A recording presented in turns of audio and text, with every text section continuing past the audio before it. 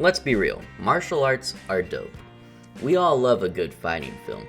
From Fists of Fury to Rocky to Kung Fu Panda, the martial arts have conquered our attention and imaginations. Now, the real question is, can I use martial arts to conquer the Mojave Wasteland? Can you beat Fallout New Vegas with only the Ranger Takedown?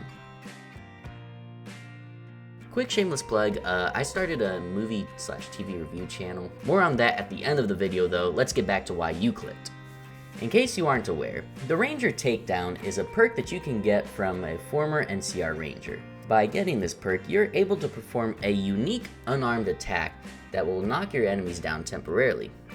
So this run will operate like any other challenge run, except instead of only using a specific weapon, I'm only using this one technique to inflict damage. I woke up from my coma and dubbed myself the Great Beyblade for reasons that will become obvious in a bit. I then got some cosmetic surgery to make myself look as much like Jackie Chan as possible. And considering the character creation I'm working with, I think I did a pretty good job.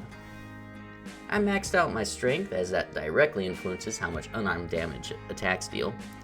Or at least that's what the game says. I found out later that people online say that's bugged out and it's actually endurance, so I don't know anymore. Fortunately, I did also put a good bit of points into endurance, so it evens out in the end. I also upped my luck to 8 by draining my charisma and perception, because, let's be real, who needs them? Me, I did. I needed charisma. Perception is still pretty worthless, but charisma, I needed that. You see, in order to get the Ranger Takedown perk, you must pass the level 30 speech check with Ranger Andy. But since I drained my charisma, I started off this run just 7 shy of my goal. Rather than restarting and losing my beautiful Asian face, I decided to just figure it out later. Another mistake I made was never getting the heavy-handed perk. I thought that critical hits would play a more significant role than increasing my overall damage. I feel very safe now in saying that was just the most boneheaded mistake I could have made, because what you're about to witness was one of the most difficult, grueling challenges I've undertaken on this channel. Fortunately, I solved my speech impediment rather easily by buying a Meeting People magazine that can temporarily raise your speech. I was quite happy about this, as I could skip over Good Springs and head out for Novak immediately. I picked up a sweet hat on the way, ignored the plight of Prim, skirted around Nipton, and arrived at my destination. Andy is a crippled veteran in need of some cheering up, so I ate my magazine and proceeded to lay on the charm. Platonically. We just bros, no homo here. That'll come later. I excitedly tested out my new skill on the first dude I saw. Let's discuss a few important things I noticed. Number 1, it has 2 animations. I thought that was pretty neat. One for first person, one for third. Number 2, and arguably the more important of the 2 observations, you must be moving backwards in order to initiate the takedown.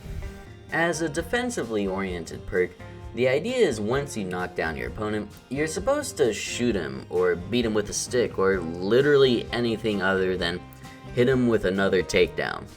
I got my butt handed to me so hard by these 3 vipers that I ran away to start an anime training arc.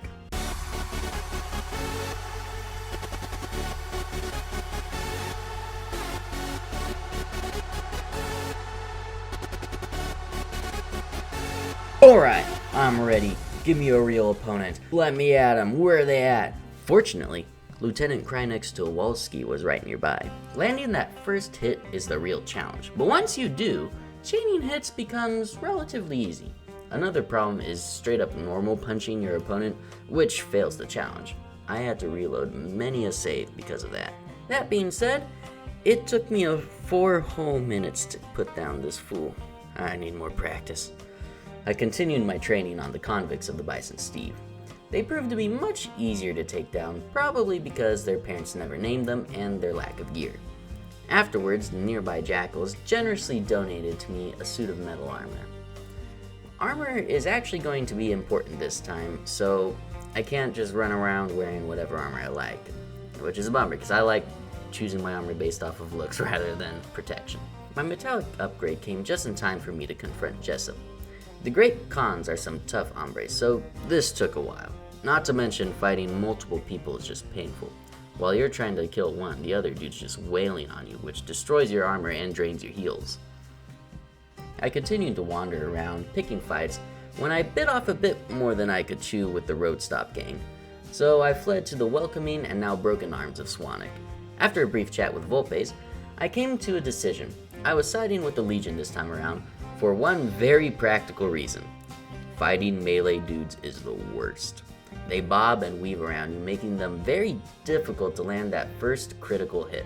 Ranged dudes, on the other hand, just walk slowly backwards, making them a much easier target. Wanting to ingratiate myself with my new Roman friends, I spread a thick layer of terror on the toast that was Sergeant Gilborn. Afterwards, I awakened something in Major Knight, before stealing all the soda. I finally made it to Freeside, where I gambled my troubles away, earning a cool 4,200 caps. Upon entering the strip, I chugged down a Nuka-Cola quartz and confronted Benny. He was putty in my hand, until he wasn't. The bum skipped town on me and sent his boys to kill me. After dispatching his goons, I thought I would get back at him by bankrupting his establishment. So I took out 500 chips and lost it all. Turns out luck of 8 isn't an insta-win in blackjack. I soothed my wounded pride by killing the dealer. Afterwards, I bought me some new, better armor and challenged the Vipers to a duel. Now this little skirmish highlights what I was talking about earlier with melee dudes. Just stand still and let me kill you already! After bullying the Vipers, I got bullied by the Bighorners, and then bullied by some ghouls. But fortunately, the Legion didn't bully me and let me sail to the fort unmolested. There, I simped as hard as I could for the Caesar, and he granted me the pleasure of fighting Benny to the death.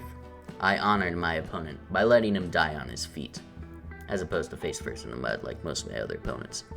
This being the second time I've ever done a Legion playthrough, I was eager to see what side quests they have to offer.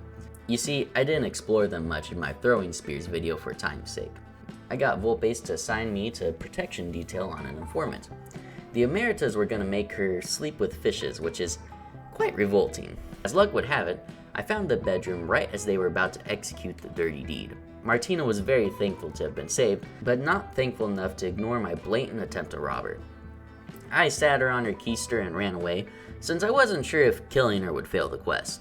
Afterwards, I moseyed on over to Camp McCarran and hooked up with Turncoat Curtis to help him out on his little sabotage project. I started by infiltrating the NCR's counter-espionage unit thanks to my silver tongue. I then planted some incriminating evidence in one Private Crenshaw's locker, after which I revoked his life privileges. Now this was a little tricky since Crenshaw was right in the middle of 2 guard towers, and if you weren't careful, you could accidentally kick his body straight into their view. All that was left to do was plant the bomb, admire my handiwork, and walk right past the 2 guards who must be dumber than a sack of potatoes to not suspect me. I reported back to Colonel Shu that everything went to pot on my watch, and he paid me handsomely for my effort. While chatting with him, I discovered a neat little bug that let me repeatedly report Crenshaw's betrayal and receive 100 caps each time. So naturally, I abused the frick out of this and went from 150 to 3,000 caps. Unfortunately, out of sight, out of mind, I never used this exploit again. Legionaries are known for their big biceps, but not their big guns. We need to fix that, specifically their howitzer. But to my disappointment, that meant befriending the boomers. Oh well, I gotta deal with them eventually. I won't bore you with the details, but just know I didn't cheese them like I normally do. I didn't sell them their missiles back to them. With their loyalty in my back pocket and a shiny new howitzer firing mechanism in my front, I returned to the fort and finished off the last Legion side quest. I was surprised there were so few.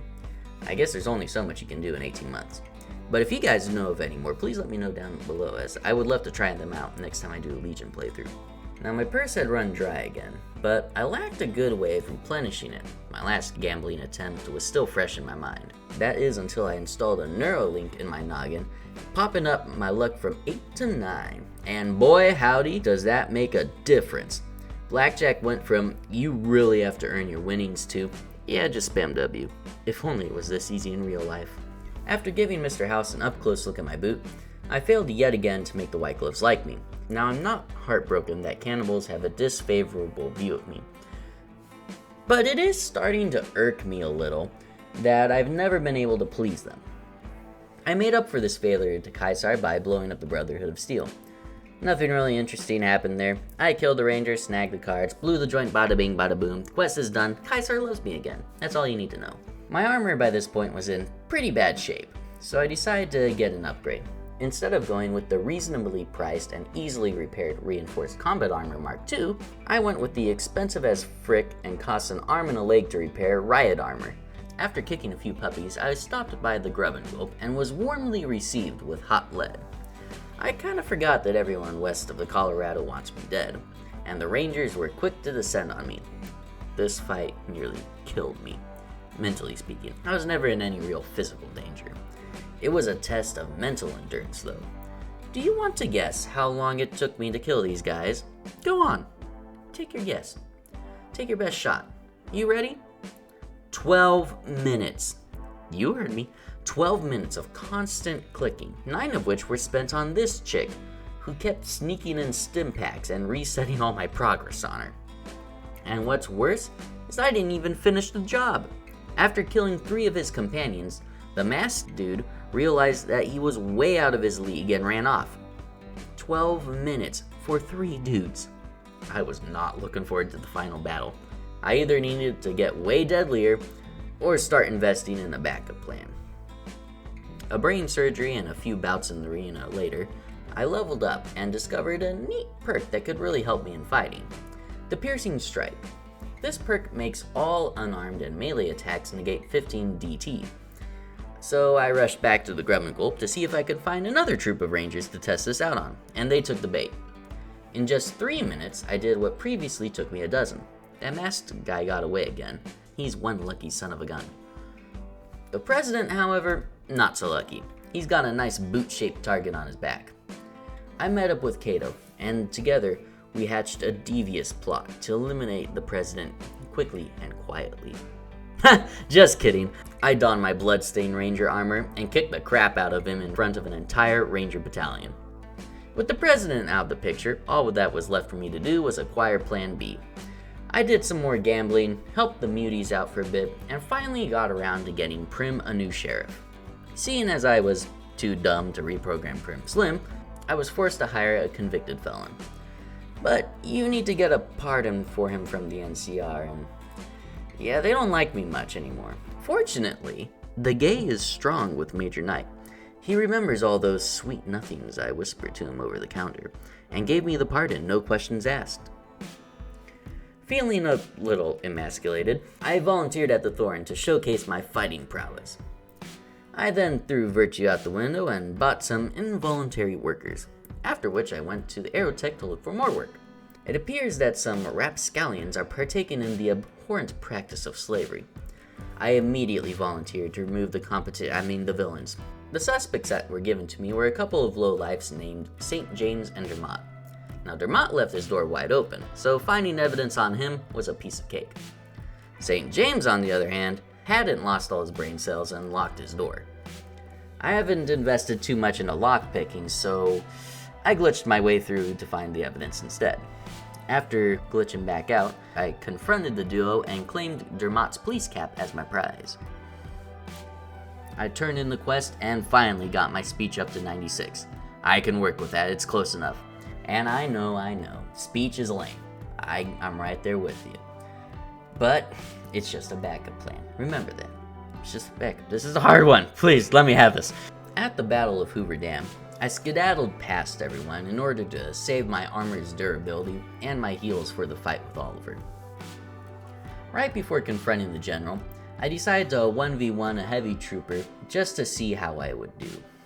Now, despite having 100 in unarmed, the piercing strike, and being a veritable expert in the takedown, it still took me a good minute and a half to kill this guy. And this was just in a 1v1 environment, which goes much quicker than group fights, so keep that in mind for what's about to happen. I burst through the door and started to pursue Oliver. One of the big problems here is that there's a lot of people to kill.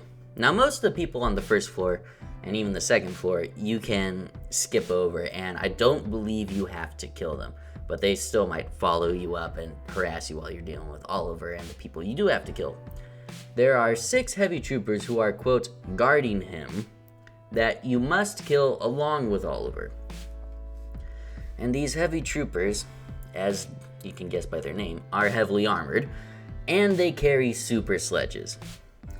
So while they bob and weave around me, they not only body block Oliver, they also deal heavy damage to me, destroying my armor and draining my heals. I couldn't even kill Oliver before I was given a seizure-inducing death screen. So, figuring that it was nigh unto impossible, or at least would take like a good hour of just throwing myself at this, I went with plan B. I know, I'm a disappointment to myself and my mother. I ate another magazine, bamboozled Oliver into retreating, and reported back to Lanius, and beat Fallout New Vegas with the Ranger Takedown. Thanks for watching. Please like and subscribe if you enjoyed the content. Like I said at the start of the video, big announcement. I started a second channel called Captain's Log, which will be a TV/movie review channel. I won't be letting it take over and become my main channel, at least, unless of course that blows up like crazy and this one dies. I'm not gonna let that take priority over this channel. This is my main channel. I really love these types of videos, but I thought it'd be a nice little side quest that I could do. I'd love for you guys to go over and check it out. I've also got a video up on the recent season of Invincible. I'm planning on just slowly, just kind of doing those as I watch stuff, because they're so much easier to produce. It takes me like 2 days to throw together one of those videos versus these, which take like 3 or 4 weeks. Mostly because I'm lazy and I have a full-time job, but you know. I thought it'd just be a fun side quest, and I wanted you guys all to know about it, and I encourage you to go over it. Just check it out. If you don't like it, stick around for these videos. These videos are great. These videos aren't going anywhere. Captain Morgan isn't going anywhere. This channel's my baby, and I'm gonna see it grow up into a nice, fine, studly adult. That was a weird analogy. Anyways, that's all I've got for today. Thanks for tuning in. Hope you guys have a good day. Captain out.